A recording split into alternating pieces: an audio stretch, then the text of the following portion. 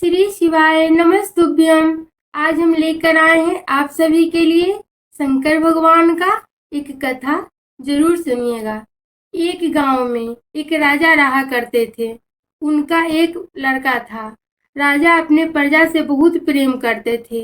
एक दिन की बात है, राजा से आकर उनके एक प्रजा बोलते हैं कि राजा साहब, आपके लड़का के लायक, कुंवार के लायक एक लड़की है जो बहुत अच्छी है। आप उनसे अपने कुंवार को शादी कर दीजिए।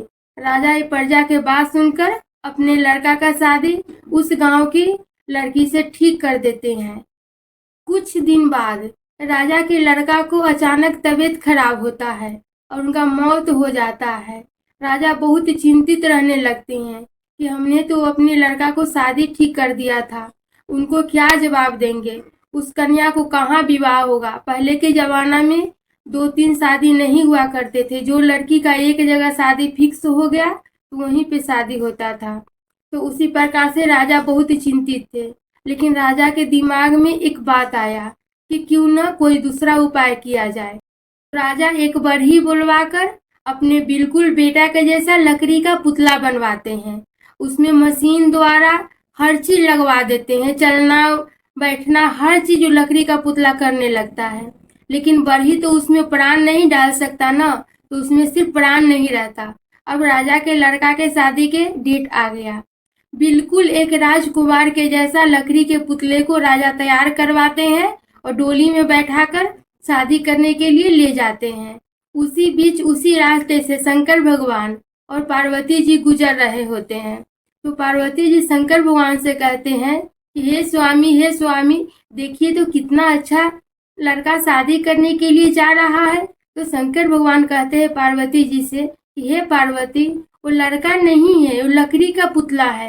राजा को बेटा तो मर चुका है, लेकिन वो राजा अपने प्रतिष्ठा बचाने के लिए एक बढ़ई से लकड़ी का पुतला बनवाकर अपने बेटे के जैसा वो शादी करवाने के लिए लेकर जा रहा है।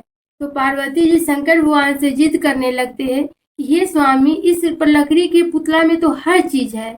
अगर आप इसमें प्राण डाल देते तो ये तो बिल्कुल इंसान बन जाता और कितना खुश हो जाता। काहे कि राजा तो जान रहा है कि लकड़ी का पुतला है, लेकिन जिस कन्या का विवाह हो रहा है वो तो नहीं जान रही है ना कि लकड़ी का पुतला है।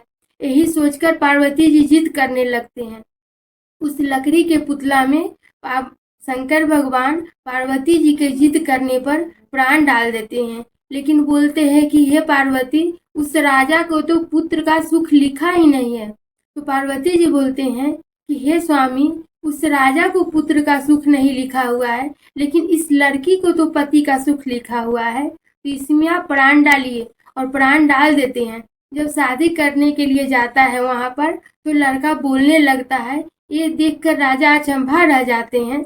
लेकिन पार्वती जी एक प्रतिज्ञा करवाते हैं कि हे पार्वती, जिस दिन ये लड़का अपने पिता के काम में आ गया, उस दिन ये लड़का का फिर से मृत्यु हो जाएगा।